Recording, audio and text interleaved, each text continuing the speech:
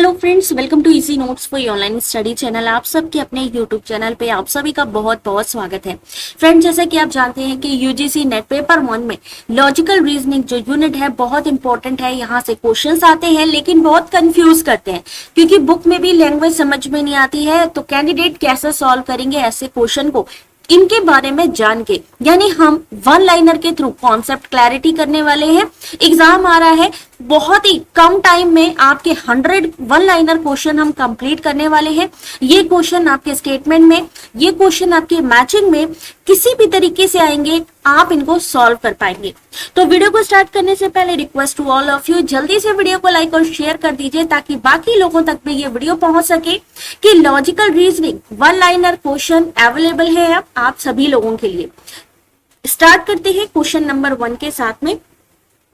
Question number 1, भारतीय दर्शन का कौन सा संप्रदाय वेदों की प्रामाणिकता को स्वीकार करता है? Which school of Indian philosophy accept the authority of Veda? तो आस्तिक, दो तरीके के स्कूल हैं, एक है आस्तिक और एक है नास्तिक। आस्तिक स्कूल को हम क्या कहते हैं? ऑर्थोडॉक्स स्कूल, जो वेदों को मानते हैं। दूसरे को कहते हैं हम नास्तिक, जिसको हम कहते हैं हेट्रोडॉक्स। याद रखिएगा, यहां से हमेशा क्वेश्चन आता है, एक आता है हेट्रोडॉक्स से, एक आता है ऑर्थोडॉक्स से। तो आस्तिक को कहते हैं ऑर्थोडॉक्स, रूढ़िवादी आस्तिक संप्रदाय, और नास्तिक को कहते हैं हेट्रोडॉक्स। अब जो आपका आस्तिक स्कूल है जो कि वेदों की प्रामाणिकता को मानता है, लेकिन नास्तिक वेदों को नहीं मानते हैं। और कौन नहीं मानता है? चारवाक नहीं मानता, बौद्ध नहीं मानते और जैन धर्म। क्वेश्चन नंबर 3, भारतीय दर्शन में कितने आस्तिक यानी षड दर्शन मौजूद हैं? 6 ऐसे हैं जो कि आस्तिक हैं, जो वेदों को मानने वाले स्कूल हैं, जिनको हम षड दर्शन, यानी षड का मतलब 6 संप्रदाय कौन कौन से हैं? न्याय, वैशेषिक, सांख्य, योग, मीमांसा और वेदांत। ये वेदों को मानने वाले आस्तिक स्कूल हैं। भारतीय तर्कशास्त्र के न्याय संप्रदाय के संपादक कौन है? महर्षि गौतम, जिन्हें हम अक्षपाद भी कहते हैं। न्याय संप्रदाय के संस्थापक महर्षि गौतम अक्षपाद। कौन सा संप्रदाय वेद ज्ञान के स्रोत के रूप में अनुमान की अवधारणा को पूरी तरीके से खारिज करता है? चारवाक। चारवाक नहीं मानता है, आपका सिर्फ एक चीज को मानता है, प्रत्यक्ष को, लेकिन अनुमान को नहीं मानता। क्वेश्चन नंबर 6, भारतीय तर्कशास्त्र में प्रमाण का शाब्दिक अर्थ क्या होता है? प्रमाण का शाब्दिक अर्थ है वैलिड सोर्स और मीन्स ऑफ नॉलेज, ज्ञान का वैध स्रोत या साधन। प्रमाण यानी ऐसा प्रमाण होना चाहिए जो कि पुष्टि करता है कि जो भी चीज हम कर रहे हैं वो सही है। न्याय संप्रदाय द्वारा कितने प्रमाण स्वीकार किए जाते हैं? 4। प्रत्यक्ष, अनुमान, उपमान, शब्द। याद रखिएगा, न्याय में कितने प्रमाणों को एक्सेप्ट किया गया ऐसा वैलिड सोर्स ऑफ नॉलेज? तो 4, प्रत्यक्ष, अनुमान, उपमान और शब्द। भारतीय ज्ञान मीमांसा में प्रत्यक्ष क्या है? तत्काल संवेदी अनुभव के माध्यम से प्रत्यक्ष बोध का होना, perception through immediate sensory experience. प्रत्यक्ष के 2 उप विभाजन या सब डिवीजन कौन से हैं? एक है निर्विकल्प और एक है सविकल्प। What are the 2 sub division of प्रत्यक्ष? परसेप्शन के 2 सब डिवीजन है, निर्विकल्प और सविकल्प। ज्ञान के सोर्स के रूप में अनुमान को परिभाषित करें तो अनुमान क्या है? वह ज्ञान जो अन्य ज्ञान का अनुसरण करता है उसे हम क्या कहते हैं? अनुमान कहते हैं। कॉग्निशन विच फॉलो अदर नॉलेज इन्फ्रेंस। प्रमाण सिद्धांत में उपमान क्या है? तुलना, सादृश्य या समानता के माध्यम से ज्ञान। उपमान यानी तुलना करना, जैसे कि मान लीजिए हमारी चीज ऐसी है, तुम्हारी चीज दूसरे तरीके की, या हम इस तरीके से पढ़ाई कर रहे हैं लेकिन उसकी तुलना में तुम्हारी पढ़ाई दूसरी है। या तो एक जैसा मिलता जुलता सादृश्य या तुलना या समानता के आधार पर उसे क्या कहेंगे? उपमान। शब्द प्रमाण किस पर आधारित है? शब्द प्रमाण किसी विश्वसनीय व्यक्ति या शास्त्रों की मौखिक गवाही पर निर्भर करते हैं। Verbal testimony of a reliable person और स्क्रिप्चर। जैसे कि पहले गुरुकुल होते थे तो वो लोग जो बोलते थे उसको क्या बोला जाता था कि मौखिक गवाही, किसी विश्वसनीय व्यक्ति की गवाही को शब्द प्रमाण बोला जाता है, वर्बल टेस्टिमोनी बोला जाता है। कौन से संप्रदाय में अर्थापत्ति को एक स्वतंत्र प्रमाण के रूप में स्वीकार किया है? Which 2 school accept अर्थापत्ति as an independent प्रमाण? दो ऐसे स्कूल हैं जिन्होंने अर्थापत्ति को एक स्वतंत्र प्रमाण के रूप में स्वीकार किया। वो कौन है? मीमांसा और अद्वैत वेदांत। जबकि न्याय में नहीं एक्सेप्ट किया गया अर्थापत्ति को, आपके चारवाक में एक्सेप्ट नहीं किया, आपके बौद्ध ने नहीं एक्सेप्ट किया, आपके जैन ने नहीं एक्सेप्ट किया, लेकिन किसने एक्सेप्ट किया? मीमांसा अद्वैत वेदांत ने। एक प्रसिद्ध शास्त्रीय उदाहरण के साथ अर्थापत्ति की व्याख्या कीजिए। अर्थापत्ति पोस्टुलेशन कहाँ पे होता है? जहां पे हम कल्पना करते हैं, कोई चीज नहीं हुई लेकिन हम कल्पना करके उसको सार्थक करने की कोशिश करते हैं। जैसे कि मोटा देवदत्त दिन में नहीं खाता है इसलिए वो रात में खाता होगा, उसके मार्क्स अच्छे आए हैं, वो दिन में नहीं पढ़ता होगा, वो रात में पढ़ता होगा। या फिर जो है, मान लीजिए हमने सामने नहीं देखा वो चीज, जो वो एक्टिविटी होते हमने सामने नहीं देखी, हमने कल्पना किया है कि इस वजह से ऐसा हुआ होगा, वहां पे अर्थापत्ति। अनुपलब्धि क्या है? अनुपलब्धि या अभाव, अस्तित्व ना होने का प्रमाण, non existent, proof of non existent. अनुपलब्धि, कोई चीज उपलब्ध नहीं है। भारतीय तर्कशास्त्र में हेत्वाभास क्या है? अनुमान का भ्रम या दोष होना, केवल कारण या हेतु का आभास होना। Fallacy of inference, a mere appearance of a reason.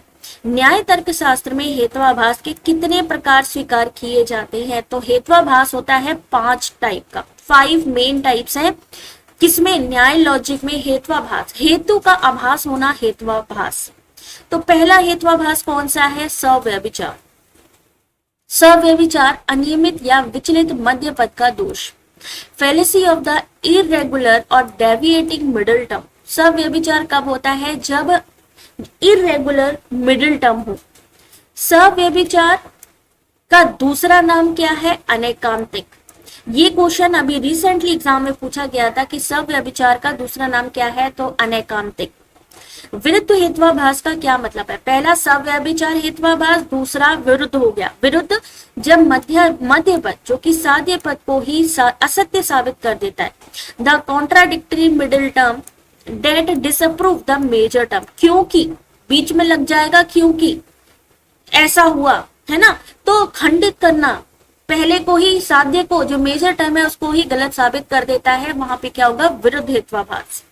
Statement वाले क्वेश्चन क्यों मैं आपको बता रही हूँ? क्योंकि ये स्टेटमेंट में क्वेश्चन आते हैं। जैसे पूछा जा सकता है कि जब एक मध्य पद या मिडिल टर्म का मुकाबला दूसरे समान मध्य द्वारा किया जाता है तो उसे क्या कहते हैं?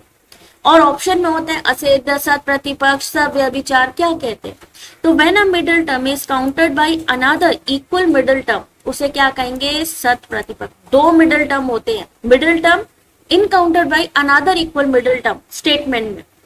असिद्ध हेत्वाभास क्या है? अपुष्ट या असिद्ध मध्य पद, जिसमें कि मध्य पद को या मिडिल टर्म को प्रूव ही नहीं किया गया या वो स्टैब्लिश ही नहीं हो पाया।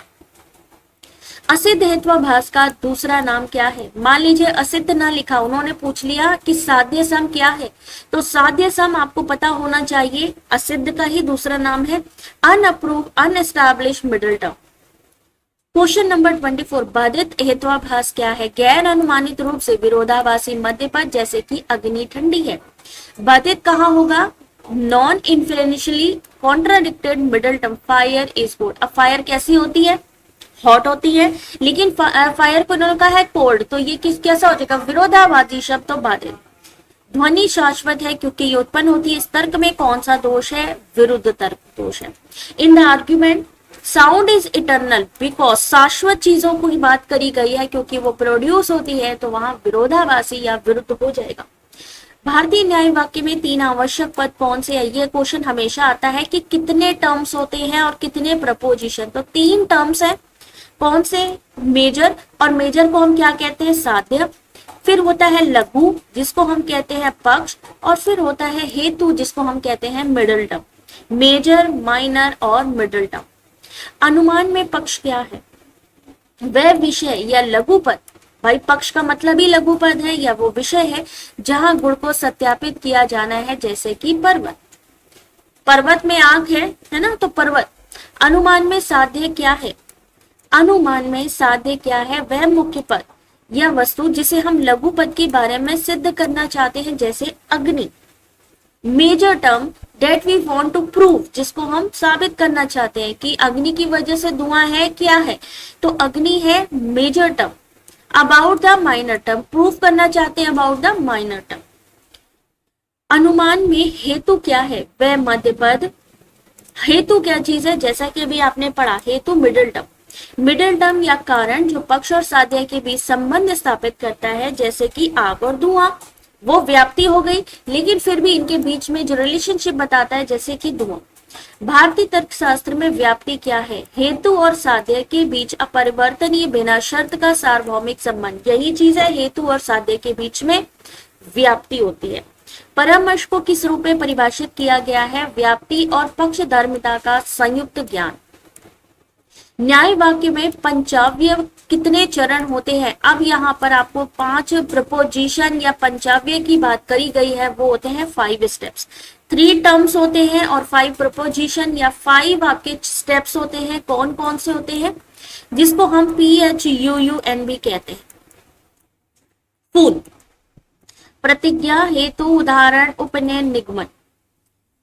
प्रतिज्ञा क्या दर्शाती है? सिद्ध किया जाने वाला प्रारंभिक प्रस्ताव या प्रतिज्ञा। जैसे पहाड़ी पर आग है, एक ऐसा प्रपोजिशन जिसको कि प्रूफ किया जाना है। उदाहरण, एक ठोस उदाहरण के साथ सार्वभौमिक नियम का प्रदर्शन, उदाहरण देना। निगमन, परिसरों से निकाला गया अंतिम निष्कर्ष। PHUUN में लास्ट में आता है, लास्ट में क्या आएगा? Final conclusion. औपचारिक हेतुआभास क्या है? तर्क के संरचनात्मक रूप या तार्किक वैधता में होने वाली त्रुटि को हम क्या कहेंगे? Formal fallacy. 2 तरीके का क्वेश्चन आता है, ये वाला, इन दोनों का पूछा जाता है अंतर कि औपचारिक हेतुआभास क्या है और आपका अनौपचारिक हेतुआभास क्या है। तो औपचारिक हेतुआभास जहां पे स्ट्रक्चरल फॉर्म और लॉजिकल वैलिडिटी को प्रूफ करने वाला हो, यानी error of structural form or a logical validity of an argument। और अनौपचारिक जिसे हम इनफॉर्मल कहते हैं, error in the content, meaning and context of an argument। यानी जहां पर सामग्री, अर्थ और संदर्भ में त्रुटि हो, भ्रम हो, त्रुटि हो, उसे हम कहेंगे इनफॉर्मल।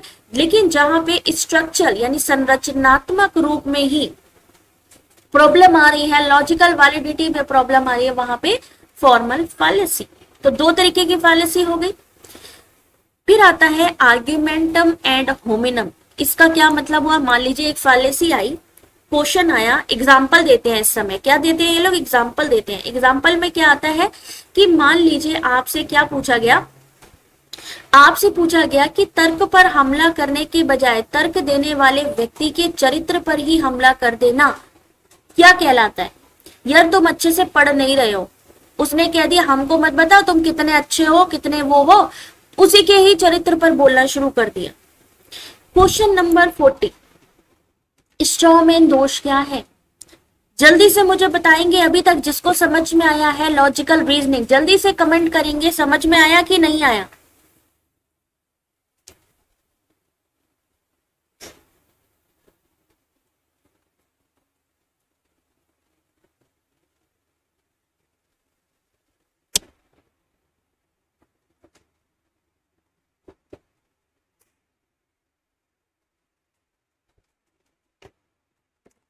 क्वेश्चन नंबर 40, हम किसके बारे में बात करने वाले हैं? स्ट्रॉमैन। स्ट्रॉमैन फैलेसी क्या चीज होती है? जल्दी से बताएं।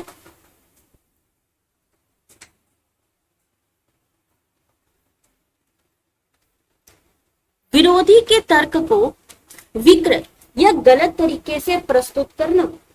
विरोधी के तर्क को गलत या विकृत तरीके से प्रस्तुत करना ताकि उस पर हमला करना आसान हो, उसे हम क्या कहेंगे? Straw man fallacy. जैसे कि खेत में कहा जाता है पुतला बनाया जाता है, पुतला देखा है ना, सेम वैसे ही ऐसे बना दिया गया जिससे कि जो पक्षी है डर के पहले ही भाग जाए। ठीक है ना? तो विरोधी के तर्क को ऐसे गलत तरीके से हम प्रेजेंट कर रहे हैं जिससे कि उस पर हमला करना आसान हो जाए, उसे हम क्या कहेंगे? स्ट्रॉमैन। क्वेश्चन नंबर 41, अब देखिए ये इजी है, इनको समझ सकते हैं।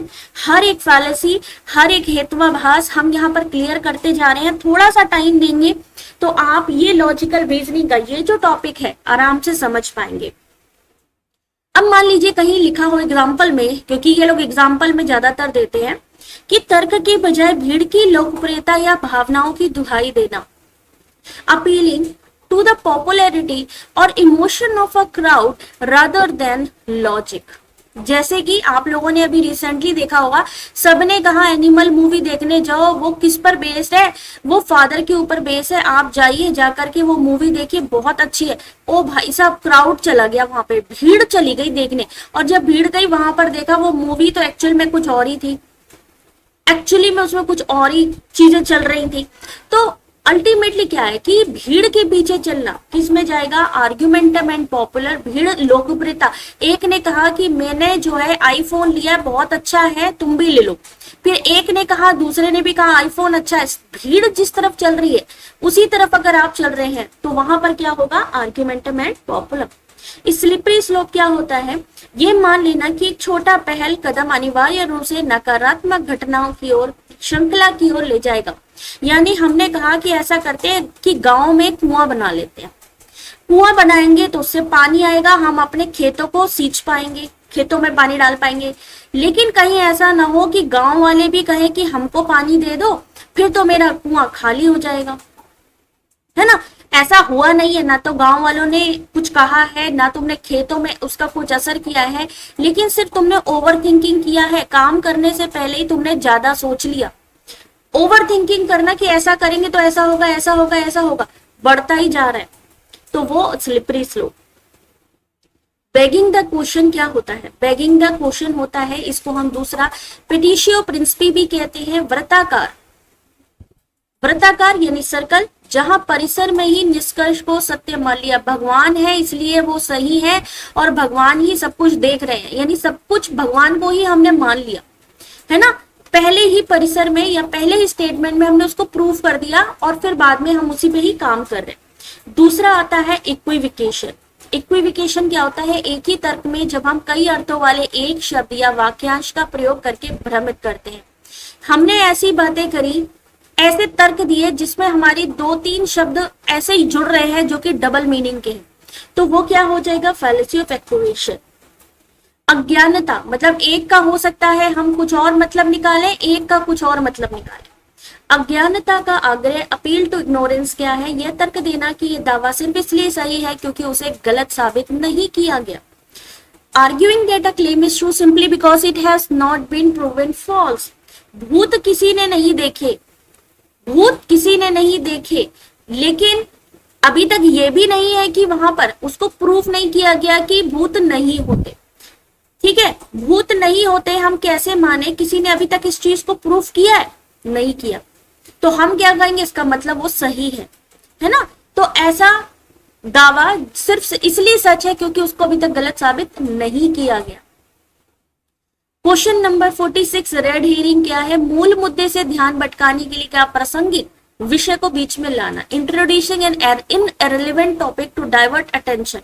हम बात कर रहे हैं न्यूज चैनल में, देखो न्यूज आ रही है और कैसी न्यूज आ रही है, डिस्टर्बिंग है, कुछ भी है, हम न्यूज चैनल के बारे में या रिपोर्टर्स के बारे में कुछ बुराई कर रहे हैं, कुछ बात कर रहे हैं, और इतने में हमारा ध्यान भटकाया जाता है कि हम उस मुद्दे पे नहीं बोले, हम डिस्टर्ब ना हो, तो हमको कहा जाता है अरे यार ये सीरियल देख लो, बड़ा अच्छा सीरियल आ रहा है, इसमें ये ऐसा हो रहा है, नागिन आई हुई है और ये है वो है। तो क्या है, इधर तो हम बात दूसरी कर रहे हैं, इन्होंने बात कर दी दूसरी, तो ध्यान भटका दिया हमारा। फिर हमने क्या किया, अच्छा टीवी में नागिन सीरियल देखने लगे। Question number 47, categorical preposition, classical square of opposition किससे मिलकर बनता है, 4 टाइप्स। पहला ए से मिलकर बनता है, ई, आई और ओ। जो क्लासिकल स्क्वायर ऑफ ऑपोजिशन है इन 4 चीजों से मिलकर बनता है, ए, ई, आई, ओ। ए का मतलब यूनिवर्सल अफर्मेटिव, ई का मतलब universal negative, particular affirmative, particular negative. पूछा जाता है, मान लीजिए स्क्वायर बनाया, क्लासिकल स्क्वायर ही तो बनाया, वर्ग बनाया, अब इसमें ए इधर आता है, ई इधर आता है, आई इधर आता है और ओ इधर आता है, बस यही आपको पिक्चर ध्यान रखनी है। इन्होंने कहा ए और ओ का संबंध और ई और आई का संबंध, ए और ओ का संबंध, ई और आई क्या से बन गया, क्रॉस। क्रॉस का मतलब क्या होता है, कॉन्ट्राडिक्टरी, विरोध, इसे क्या कहेंगे, विरोधाभासी कहेंगे। तो इनका संबंध आपस में काट दिया, अगर ए सही होगा तो ओ गलत होगा, अगर ई गलत है तो आई सही होगा, दोनों में से कोई एक सही होगा। दोनों एक साथ गलत नहीं हो सकते, दोनों एक साथ सही नहीं हो सकते। इनके साथ ये प्रॉब्लम है, दोनों एक साथ गलत नहीं होंगे, दोनों एक साथ सही नहीं होंगे। तो वो कैसा संबंध है? कॉन्ट्राडिक्टरी संबंध है। यदि एक सही है और दूसरा गलत, तो दोनों एक साथ सत्य या असत्य नहीं हो सकते। विरोध के वर्ग में व्याघातक या स्क्वायर ऑफ पोजीशन में जो कॉन्ट्राडिक्टरी है, क्या कहा गया? यदि एक सही है तो दूसरा गलत, दोनों एक साथ सही या दोनों एक साथ गलत नहीं हो सकते। यही चीज मैंने आपको बताई कि दोनों एक साथ सही नहीं हो सकते, दोनों एक साथ गलत नहीं हो सकते। और कॉन्ट्राडिक्टरी संबंध ए ओ ई आई के बीच में होता है। फिर हमने यहाँ पर स्क्वायर बनाया, मैंने क्या कहा? ए के बाद ई, आई और ओ, ये दोनों कैसे हैं? यूनिवर्सल हैं। एक यूनिवर्सल जो है पॉजिटिव है और एक यूनिवर्सल ई जो है यूनिवर्सल निगेटिव है। इन दोनों के बीच का यानी यूनिवर्सल के बीच का जो संबंध होता है वो कैसा था? कॉन्ट्रेरी।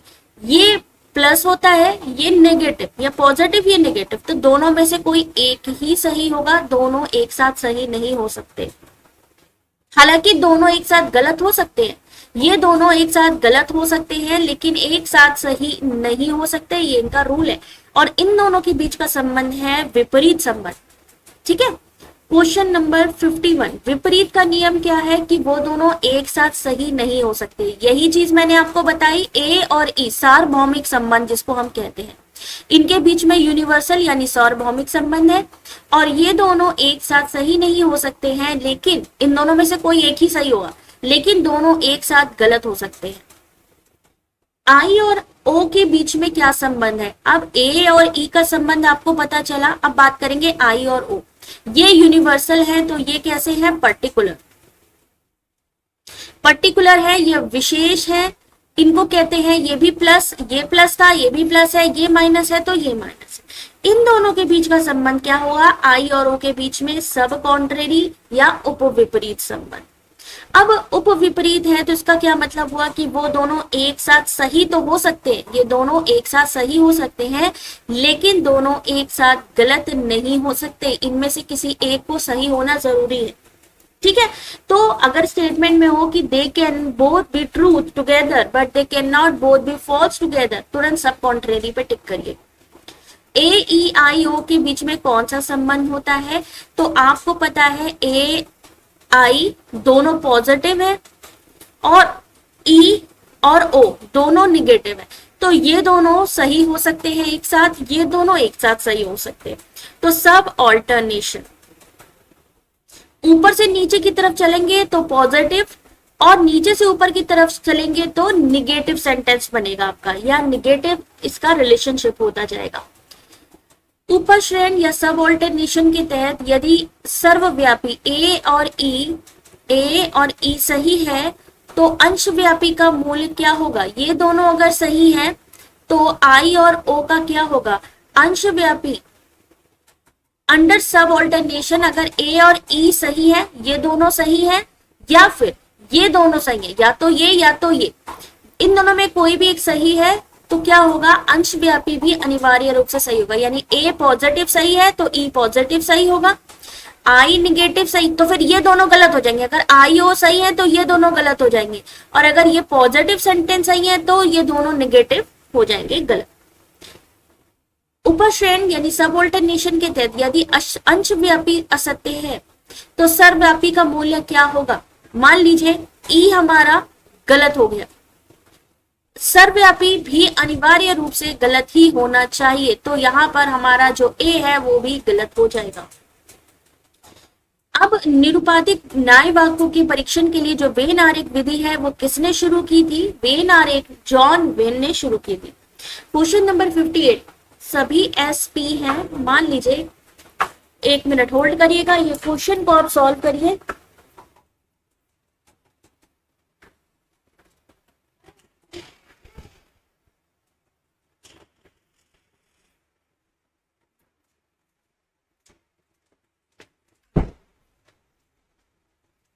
चलिए देखते हैं ये क्वेश्चन की लिखा है, अगर ये सभी एसपी हैं तो आपको पता है सबका जो क्वांटिफायर है वो क्या है? सबका क्वांटिफायर है ए। जहां पर भी सभी लिखा हो, जहां पर भी एल ऑल लिखा हो, तो वहां पर क्या हो जाता है? पॉजिटिव हो जाता है, यूनिवर्सल पॉजिटिव।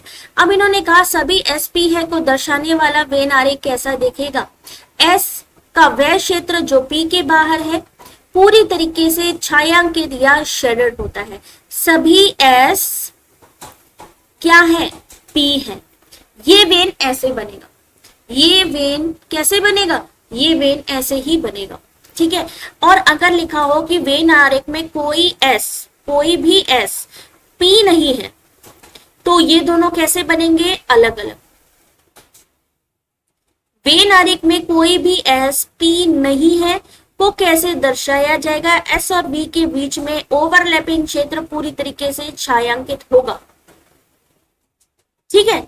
या तो ऐसे बनेगा या तो इसको ऐसे करके इनका आपस में ओवरलैप किया जाएगा, हो भी सकता है और नहीं भी हो सकता है।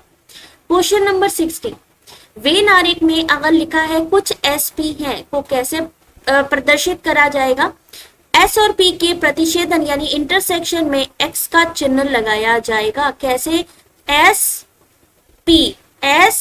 पी इनके बीच में एक्स। तार्किक शक्ति या तर्क शास्त्र में वेन आरेख का उपयोग करने का प्राथमिक उद्देश्य क्या है, वेन आरेख तर्कों की वैधता का परीक्षण करना, वर्गों के संबंधों की कल्पना करने के लिए इस्तेमाल होता है। भारतीय तार्किक तर्क के घटक तत्व क्या है, तो 5 प्रपोजिशंस है, 5 प्रपोजिशंस है, स्टेप्स ऑफ अ न्याय स्वरूपी। 5 स्टेप्स को ही हम यहाँ पर 5 प्रपोजिशन कहते हैं। तो एग्जाम में क्वेश्चन आ जाए तो 3 टर्म्स आपको बताए हैं हमने, और 5 प्रपोजिशंस ये भी आपको बता दी। 3 टर्म्स मेजर, माइनर, मिडल, और PHUUN क्या होती हैं, 5 प्रपोजिशंस। किस प्रमाण को उन्मूलन द्वारा अनुमान कहा जाता है, परिशेष अनुमान को। पाश्चात्य न्याय वाक्य में मुख्य परिसर न्याय दर्शन में किसके समतुल्य है, उदाहरण व्याप्ति के साथ, ठीक है। क्वेश्चन नंबर 65, अगर हम बात करें वेस्टर्न लॉजिक की, तो न्याय लघु परिसर या जो आपका माइनर प्रेमाइस है न्याय दर्शन में किसके समतुल्य होगा, उपनय यानी अनुप्रयोग के। वेस्टर्न लॉजिक में पक्षधर्मिता का अर्थ क्या है, पक्षधर्मिता लघु पद में मध्य पद की उपस्थिति का होना। पक्षधर्मिता the presence of the middle term in the minor term. कौन सा संप्रदाय केवल प्रत्यक्ष को ही वैध स्रोत मानता है, तो वो है आपका चार्वाक, केवल प्रत्यक्ष को मानता है। कौन सा संप्रदाय 2 प्रमाण प्रत्यक्ष और अनुमान दोनों को स्वीकार करता है, तो बौद्ध और वैशेषिक 2 को ही प्रमाण मानते हैं, प्रत्यक्ष और अनुमान को, बौद्ध और वैशेषिक। कौन सा संप्रदाय 3 प्रमाणों को स्वीकार करता है, तो सांख्य और योग।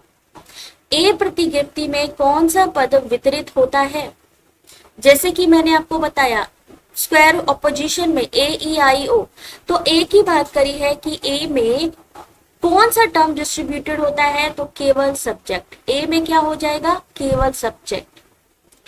ई में क्या होगा, उद्देश्य और विधेय, सब्जेक्ट भी होगा, प्रेडिकेट भी होगा। किसमें, ए में केवल सब्जेक्ट और ई में सब्जेक्ट प्रेडिकेट दोनों।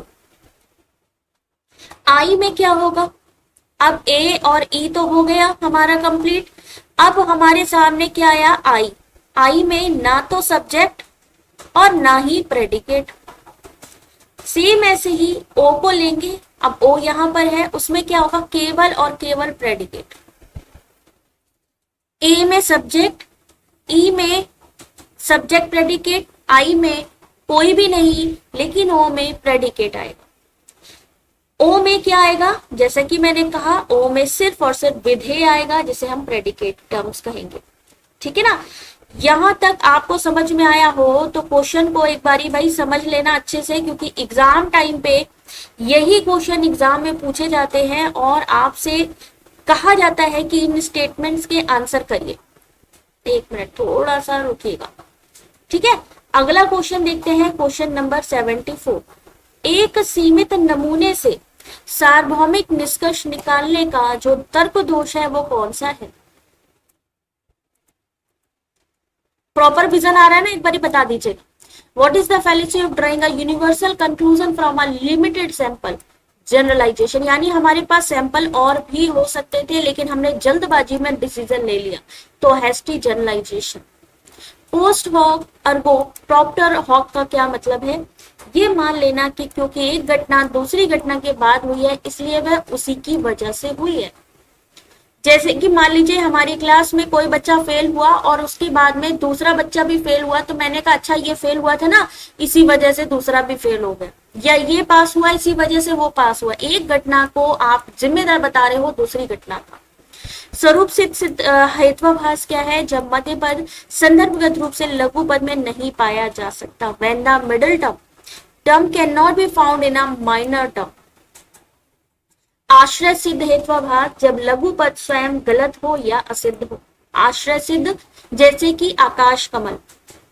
आकाश कमल सुगंधित है, आपने एग्जाम्पल देखा था ना, वहां क्या है? लघु पद स्वयं गलत है या असिद्ध है, तो आकाश कमल सिद्ध ही नहीं हो सकता क्योंकि ऐसा कुछ है ही नहीं। व्याप्त सिद्ध हेत्वाभास क्या है? जब हेतु और साध्य के बीच में व्याप्ति का संबंध असिद्ध हो। हेतु और साध्य के बीच में व्याप्ति का संबंध असिद्ध, व्याप्त सिद्ध। कौन सा दोष सामूहिक सत्य से व्यक्तिगत सत्य की ओर स्थानांतरित होता है? विभाजन का दोष, फैलेसी ऑफ डिवीजन। कौन सा दोष व्यक्तिगत सत्य से सामूहिक सत्य की ओर स्थानांतरित होता है? Fallacy of composition. याद रखिएगा, व्यक्तिगत से सामूहिक से व्यक्तिगत में जाता है, इसमें व्यक्तिगत से सामूहिक में जाता है। इन्होंने एक पूरे हिस्से से निकाला छोटे छोटे, इनमें क्या किया? छोटे हिस्से से या छोटे पार्ट से पूरे के पूरे लोगों के बारे में बात कर ली। क्वेश्चन नंबर 81, सभी मनुष्य मरणशील है, इस प्रस्ताव में पद कौन सा है? तो what are the term in the proposition all man are mortal? तो मनुष्य क्या है? सब्जेक्ट, और मॉर्टल क्या है? प्रेडिकेट। अतिव्यापी लेकिन अलग सीमाओं वाले वेन आरेख द्वारा किस प्रकार का संबंध दर्शाया जाता है? तो प्रतिच्छेदन या आंशिक संबंध।